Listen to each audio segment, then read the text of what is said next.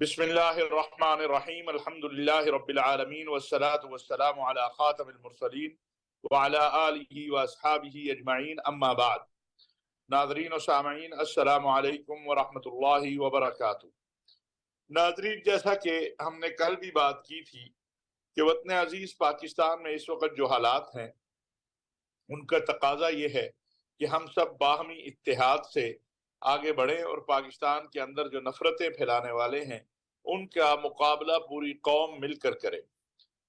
آپ کے علم میں ہے کہ ہمارے پڑوس میں ہندوستان میں جو کچھ ہو رہا ہے اس کے اوپر پردہ ڈالنے کے لیے پاکستان میں یہ فسادات اور اس طرح کی حرکتیں ہندوستان کروانا چاہتا ہے۔ وہ چاہتا ہے کہ پاکستان میں مذہبی فسادات ہوں، وہ چاہتا ہے کہ پاکستان میں شیعہ سنی فساد ہو، وہ چاہتا ہے کہ یہاں پر مسلم مسیحی فساد ہو، لیکن ہم نے یہ کام نہیں ہونے دینا۔ یہ وطن ہم سب کا ہے اور ہم سب کو مل کر اس وطن کی عظمت، اس وطن کا استحکام اور اس وطن کے امن کو برقرار رکھنا ہے۔ یاد رکھیے، جو قومیں اپنے وطن کی، اپنے مسکن کی حفاظت نہیں کرتی وہ پھر کبھی بھی سرخرو نہیں ہوتی۔ آج دنیا میں بہت سے ممالک آپ دیکھیں کہ ان کے لوگوں کو کیا حال ہے۔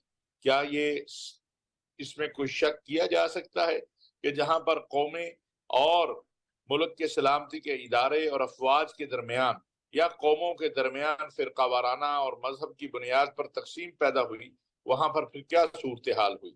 پاکستان میں بھی پاکستان دشمن قوتیں یہی چاہتی ہیں کہ ہم کسی نہ کسی طریقے سے یہاں پر آپس میں قوم اور فوج کا تصادم ہو جائے، یہاں پر کسی نہ کسی طریقے سے آپس میں مختلف مذاہب اور مسالک کے ماننے والوں کا تصادم ہو جائے، کیونکہ پاکستان جو ہے یہ خالی مسلمانوں کی یعنی یہ مسلمانوں کی اکثریتی ریاست تو ہے، لیکن اس کے اندر ہندو بھی رہتے ہیں، اس میں سکھ بھی رہتے ہیں، اس میں مسیحی بھی رہتے ہیں اور اقلیتیں بھی رہتی ہیں۔ اور آئین پاکستان نے ہم سب کے حقوق کا تعین کیا ہوا ہے۔ آئین نے بتایا ہے کہ اس ملک کے اندر مسلمانوں کو کیسے رہنا ہے، آئین نے بتایا ہے کہ اس ملک کے اندر مسیحیوں کو کیسے رہنا ہے، آئین نے بتایا ہے کہ اس ملک کے اندر ہندوؤں کو کیسے رہنا ہے، آئین نے بتایا ہے کہ یہاں پر عورتوں کے کیا حقوق ہیں اور مردوں کے کیا حقوق ہیں، بچوں کے کیا حقوق ہیں۔ پاکستان کا آئین قرآن اور سنت کے تابع ہے۔ حضرت مولانا مفتی تقی عثمانی صاحب یہ بات ہمیشہ کہتے ہیں کہ پاکستان کے آئین اور قانون اور دستور کو اگر دیکھیں تو مجھے دنیا کے بہت سارے جو ممالک ہیں ان کے مقابلے میں پاکستان کا آئین، قانون اور دستور جو ہے وہ ہر اعتبار سے اسلامی بھی لگتا ہے، فلاحی بھی لگتا ہے، اور اس میں کوئی شک بھی نہیں ہے۔ یہ آئین دستور بنانے میں کوئی ہمارے جیسے طالب علموں کا کردار نہیں تھا جو اس وقت کے اولیاء اللہ تھے، علمی اعتبار سے ماہر تھے، قانونی اعتبار سے ماہر تھے۔ یہ آئین انہوں نے بنایا ہے، یہ قانون انہوں نے بنایا ہے، یہ دستور انہوں نے بنایا ہے، اور یہ بہت بڑی کامیابی تھی پاکستان کی پارلیمان کی، پاکستان کی جمہوری قوتوں کی، پاکستان کی سیاسی قیادت کی۔ اور اگر یہ آئین نہ بنتا تو پاکستان اس وقت اس حالت میں نہ ہوتا۔ تمام تر خرابیوں کے باوجود پاکستان ایک مضبوط پاکستان ہے۔ اللہ نے ہمیں بے شمار وسائل دیے ہیں، بدقسمتی ہے ہم نے انہیں استعمال نہیں کیا۔ وہ معدنیات کے ہوں، وہ زرعی ہوں، وہ اور بہت سی چیزیں ہیں جو ہم کر سکتے تھے، ہم نے نہیں کی ہیں۔ اور پھر تنزلی آئی ہے، نفسا نفسی کا عالم ہوا ہے، اس سے بہت بڑا نقصان ہوا ہے۔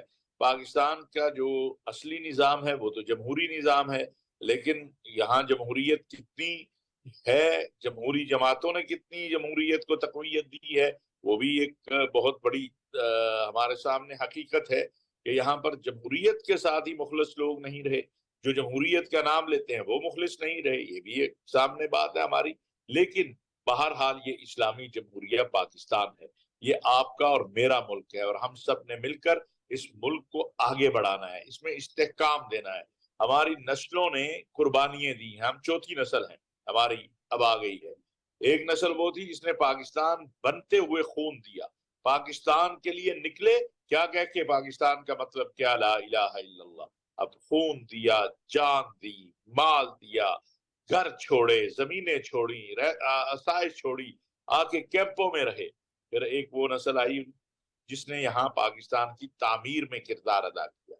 بدقسمتی ہے ہم گزشتہ 42 سال سے حالت جنگ میں ہیں، مختلف طرح سے ہمارے اوپر جنگ مسلط ہے۔ افغانستان کی جنگ کے بعد جو سوویت یونین وہاں آیا، جو حالات سے ہم دوچار ہوئے، تو ہمارے ہاں شدت پسندی نے جنم لیا، ہمارے ہاں انتہا پسندی نے جنم لیا، ہمارے رویے متشدد ہو گئے، بھائی بھائی کے ساتھ تلخ رویے سے بات کرتا ہے، جبکہ ہم اپنے آپ کو مسلمان بھی کہتے ہیں۔ تو رسول اللہ صلی اللہ علیہ وسلم نے فرمایا ہے کہ مسلمان تو وہ ہے جس کی زبان اور ہاتھ سے دوسرا انسان محفوظ رہے، دوسرا مسلمان محفوظ رہے۔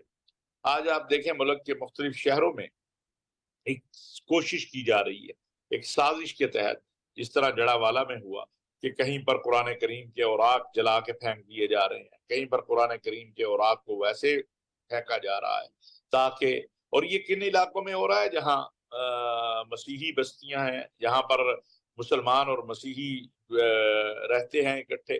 اب مقصد کیا ہے؟ مقصد یہی ہے کہ کسی طرح سے تصادم ہو، پاکستان کی بدنامی ہو۔ یہ جو جڑا والا میں ہوا ہے، اس سے کوئی اسلام پاکستان کو تقویت تھوڑا ملی ہے، اس سے مسلمانوں کو اور پاکستانیوں کو کوئی طاقت تھوڑا ملی ہے۔ ہم سب شرمندہ ہیں اس بات پہ، یہ نہیں ہونا چاہیے تھا۔ میں یہ بات بھی بار بار کہتا ہوں اور کہنا چاہتا ہوں کہ اگر کسی نے قرآن کریم کی توہین کی ہے یا رسول اللہ صلی اللہ علیہ وسلم کی ناموس کی توہین کی ہے تو اس کو ضرور پکڑنا چاہیے، اس کے خلاف قانون کو حرکت میں آنا چاہیے، اس کو سزا دینی چاہیے، اس کا سپیڈی ٹرائل ہونا چاہیے۔ لیکن بدقسمتی یہ ہے کہ یہ کام نہیں ہو رہا، اور اس کے اندر ہمارے عدالتی نظام جو ہے اس نے بہت سارے جو ہے مسائل پیدا کر دیے ہیں ہمارے لیے۔ لہٰذا میری یہ گزارش ہے کہ ہم سب کو ساتھ جوڑ کر بیٹھنا چاہیے، دیکھنا چاہیے کہ ہم کہاں پہ کھڑے ہیں، کیا ہو رہا ہے، کس طرح ہو رہا ہے، اور اس سارے عمل سے ہم نے باہر کیسے اپنے آپ کو اس انتہا پسندی سے، اس شدت پسندی سے، اس تلخ رویوں سے ہم نے اپنے آپ کو باہر کیسے نکالنا ہے۔ اگر ہم ان رویوں سے باہر نہیں نکلیں گے تو ہمارے لیے مشکلات ہی مشکلات پیدا ہوں گی، ہماری جو نسلیں ہیں ان کے لیے مشکلات پیدا ہوں گی۔ ہماری جو نوجوان نسل ہے اس وقت، اس کو ڈائریکشن کی ضرورت ہے، اس وقت اس کو ہماری نوجوان نسل کو ایک سمت کی ضرورت ہے۔ ان کو ہم ایسے نہیں چھوڑ سکتے۔ دین کے حوالے سے بھی ہمیں ان کو بتانا ہے کہ دین کے حوالے سے ان کے لیے یعنی اس وقت تو فتنوں کا دور ہے۔ قرآن و سنت کا نام لے کر جو کچھ کہا جا رہا ہے، جو کچھ ہو رہا ہے، مجھے بتائیے کون سا دین ہے جس میں تشدد ہے؟ کون سا دین ہے جس میں بے گناہ انسانوں کو مارنا جائز ہے؟ اسلام تو پھر ہے ہی دین رحمت۔ اسلام تو رحمت کا دین ہے، عقل کا دین ہے، امن کا دین ہے، سلامتی کا دین ہے، اخوت کا دین ہے، محبت کا دین ہے۔ اور ہمارے نبی صلی اللہ علیہ وسلم رحمت للعالمین ہیں۔ کیسے ممکن ہے کہ رسول اللہ صلی اللہ علیہ وسلم کا لایا ہوا جو دین ہے وہ کسی کے لیے زحمت کا سبب بنے؟ جو دین نام ہی جس کا سلامتی ہے، اسی طرح باقی ادیان ہے۔ سیدنا عیسیٰ علیہ السلام کی جو تعلیمات ہیں، کیا اس سے انکار کیا جا سکتا ہے کہ وہ امن کی تعلیمات نہیں؟ اور کیا سیدنا عیسیٰ علیہ السلام ہمارے نبی نہیں ہیں؟ لہٰذا اگر کوئی توہین کرتا ہے، اگر کوئی قرآن کریم کے اوراق کو پھاڑتا ہے یا ان کی توہین کرتا ہے یا سیدنا محمد صلی اللہ علیہ وسلم کی ناموس کی توہین کرتا ہے، تو ہمارے پاس قانون ہے، ہم تھانے جائیں۔ ایس ایچ او بات نہیں سنتا، اے ایس آئی نہیں سنتا، ہم ایس پی کے پاس جائیں، ایس پی نہیں سنتا، ہم ڈی آئی جی کے پاس جائیں، ڈی آئی جی نہیں سنتا، ہم آئی جی کے پاس جائیں، ہم عدالت میں جائیں، کہیں پر تو ہمیں انصاف ملے گا۔ ہاں، یہ بات ضرور ہے، یہ جو سوال ہے یہ اپنی جگہ ہے کہ جو مجرمین ہیں ان کو سزائیں نہیں ہوتی۔ یہ دونوں طرف، ایک جو توہین کرنے والے مجرم ہیں ان کی سزائیں بھی نہیں ہوتی، اور دوسرا جو جوزف کالونی کے مجرم کدھر گئے؟ آج میرا یہ سوال ہے۔ آخر پوری مسیحی بستی جلائی گئی اور کدھر گئے وہ مجرم؟ ہم نے یہی کہا کہ جڑا والا کی جو تحقیق ہے وہ منظر عام پہ لائی جائے، وہ سب کے سامنے رکھی جائے۔ جو بھی مجرم ہے، اگر وہ توہین ناموس رسالت کا مجرم ہے، اسے بھی پکڑا جائے، اس کو بھی سزا ہونی چاہیے۔ لیکن مجھے آپ بتائیے کہ جرم تو ایک شخص نے کیا، پوری بستی کو جلا دینا، پورے علاقے کو جلا دینا، اس مذہب کے ماننے والوں پہ حملہ آور ہو جانا، یہ کہاں پہ جائز ہے؟ اس کا مجھے آپ اگر کوئی سمجھا سکے۔ یاد رکھیے اس وطن کے خلاف بہت بڑی بڑی سازشیں ہو رہی ہیں، اور ان سازشوں کا مرکزی کردار ہندوستان ہے۔ وہ چاہتا ہے کہ ہندوستان میں G20 کے اجلاس سے پہلے ایسی فضا بن جائے کہ جس میں پاکستان جو ہے وہ ہندوستان کے جو مظالم ہیں اقلیتوں پر اس پہ بات ہی نہ کر سکے۔ اس کے جواب میں ہندوستان یہ بات کرے کہ دیکھیں جی یہ کیا ہو رہا ہے، پاکستان اپنی بات کرے۔ یہ ہمارا ملک ہے، ہم سب کا وطن ہے، یہ ہم سب کو مل کے یہاں رہنا ہے۔ یہ جو قرآن کے اوراق جلانے والے ہیں یا ناموس سے مصطفیٰ صلی اللہ علیہ وسلم کی توہین کرنے والے ہیں، یہ کوئی مسیحی مذہب کے نمائندہ نہیں ہے۔ اسی طرح جس طرح جو مسیحیوں کے گھر جلانے والے ہیں، جو مسیحیوں کے املاک کو جلانے والے ہیں، چرچوں کو جنہوں نے جلایا ہے، یہ مسلمانوں کی نمائندگی نہیں کرتے، یہ جہالت کی نمائندگی کرتے ہیں۔ اگر یہ جہالت کی نمائندگی نہ کر رہے ہوتے تو یہ کسی کا گھر نہ جلاتے، یہ تھانے میں جاتے، چلیے ایس ایچ او نے بات نہیں سنی، اے سی صاحب نے نہیں سنی تو ڈی سی کے بعد چلے جاتے۔ یہ تو تحقیقات ہو رہی ہیں، منظر عام پر آئیں گی، اس میں پتہ چلے گا کہ کیا ہوا کیا نہیں ہوا۔ آپ نے دیکھا ہمارے وزیر اعظم جو ہیں وہ خود پہنچے وہاں پر، مستقبل کے چیف جسٹس فائز عیسیٰ پہنچے، علماء پہنچے، بشپ صاحبان پہنچے، اور یہ تسلسل سے جاری ہے۔ ابھی میں دیکھ رہا تھا کہ جماعت اسلامی پاکستان جو ہے ان کا جو الخدمت ٹرسٹ ہے یا الخدمت جو ان کا ادارہ ہے، انہوں نے ماشاءاللہ وہاں گھر بنانے شروع کر دیے ہیں۔